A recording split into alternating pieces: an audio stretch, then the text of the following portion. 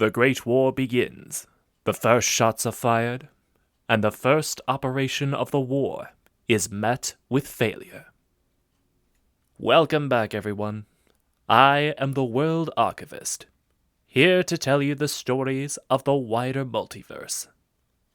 Today, we return to the realm of the Iron Harvest, as we cover the second part of Operation Sonnenaufgang. As always, if you like this kind of content, do consider leaving a like, a comment for the algorithm, share the video around, and if you haven't done so already, consider subscribing. Now, without further ado, on to the story.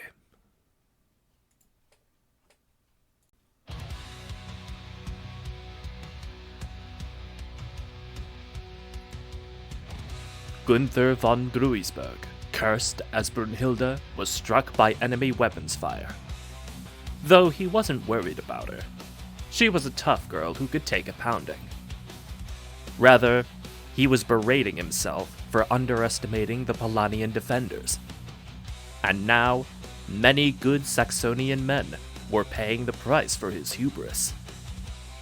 The portside cannons on Brunhilde unleashed a trio of shots which struck an enemy Strasnig mech, 3 Polanian riflemen being caught in the blast as a machine gun squad opened fire on 24 Saxonian infantry. The bullets cut down a dozen soldiers before the rest were able to take cover and retaliate.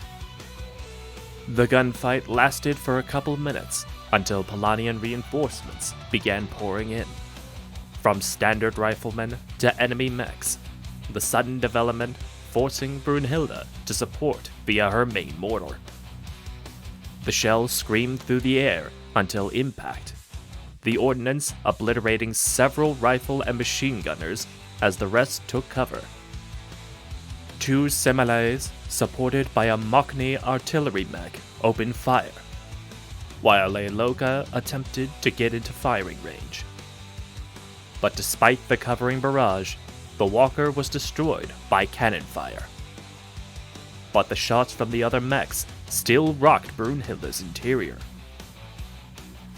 forcing Gunther to grab hold of a railing to stabilize himself, as 3 gunners lost balance. The general then called back to the crew. "Any word on Wilhelm's column?" "The northern forces are in disarray, but the Crown Prince was able to escape. I advise that we do the same, sir."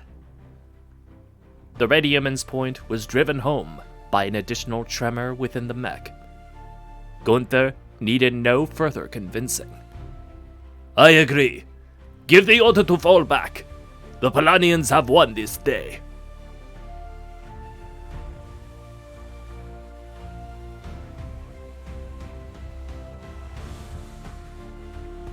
Despite the pain he now endured, Colonel Piotr couldn't help but smile at the sight before him. The Saxonian dogs were in full retreat. But unfortunately, his own forces were in no condition to pursue them. Something a jubilant soldier didn't seem to understand as he spoke. "Look at them run! But I'm sure they'll only die tired as we run them down." "Even if we could pursue and destroy them, and I don't know if we can, it wouldn't matter." I don't understand." "Don't you understand, boy? This was merely an expeditionary force. Saxony will return, and next time they won't be so reckless. Our best course of action is to dig in and prepare for their return." The soldier did not appear convinced, but decided against arguing further.